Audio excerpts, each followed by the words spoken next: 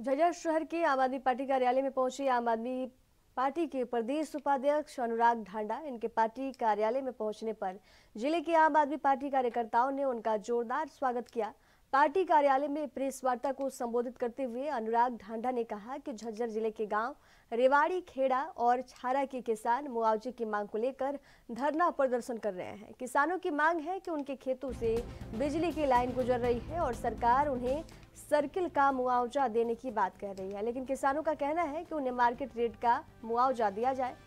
इसीलिए आज आम आदमी पार्टी ने मुआवजे की मांग को लेकर धरने पर बैठे किसानों की मांगों का समर्थन किया है और आम आदमी पार्टी सरकार से मांग करती है कि किसानों को उचित मुआवजा दिया जाए।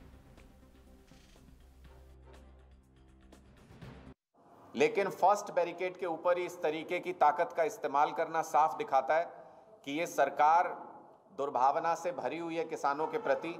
और अब आखिरी जो अब सुनने में आ रहा है, अब ये सुनने में आ रहा है कि साउंड कैनन नाम की एक मशीन है, उसको शंभू बॉर्डर पे ले जाया गया है। उस मशीन से 160 डीबी से भी ज़्यादा साउंड निकलती है, जो किसी भी ह्यूमन ईयर के लिए, कान के लिए, मनुष्य के कान के लिए बेहद खतरनाक है और टेम्परेरी बहरेपन से परमानेंट बहरेपन तक का नुकसान किसी भी आदमी के कानों को पहुंचा सकती है। ऐसी मशीनों का इस्तेमाल दुश्मनों के खिलाफ किया जाता है, उपद्रवियों के खिलाफ किया जाता है।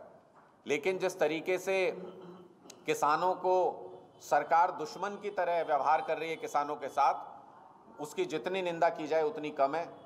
चाइना बॉर्डर पर अगर इतनी सुरक्षा कर देते और वहाँ अगर साउंड कैनन लगा देते तो जैसे वीडियो देखने को मिलते हैं, जो बार बार खबरें आती हैं कि चाइना हमारी ज़मीन पे कब्जा करता है, वो खबरें शायद सुनने को नहीं मिलती।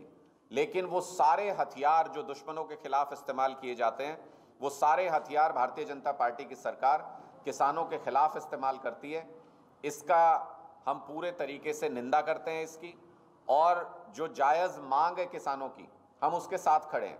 चाहे वो झज्जर डिस्ट्रिक्ट के किसान अपनी ज़मीन के उचित मुआवजे के लिए संघर्ष कर रहे हों, उनकी मांग भी बिल्कुल जायज़ है, या फिर पूरे देश का किसान एमएसपी गारंटी कानून के लिए संघर्ष कर रहा हो, वो मांग भी पूरी तरह से जायज़ है। स्वामीनाथन जी को इस सरकार ने भारत रत्न का पुरस्कार दिया है। स्वामीनाथन जी की रिपोर्ट कहती है कि C2+50% किसान को मिलना चाहिए, उसकी लागत के ऊपर 50% जोड़ के किसान को मिलना चाहिए। अगर उस रिपोर्ट के हिसाब से देखें तो गेहूं जो किसान बोता है, उस गेहूं का रेट उसको 3150 रुपये उसको मिलना चाहिए। आज के दिन में 2100 या 2125, 2150 रुपये तक मिलता है, यानी 1000 रुपये प्रति क्विंटल कम रेट पर किसान से उसका गेहूं खरीदा जा रहा है। राजस्थान में जब बीजेपी गई चुनाव लड़ने के लिए तो उन्होंने कहा 2700 रुपये में गेहूं खरीदेंगे राजस्थान के किसान का। हरियाणा में 9 साल से सरकार है, यहाँ के किसान का 2100 रुपये में गेहूं खरीद रहे हैं। यहाँ का किसान नहीं है। तो इसलिए पूरे देश के किसानों की इस वक्त एक मांग है कि एमएसपी गारंटी कानून दिया जाए।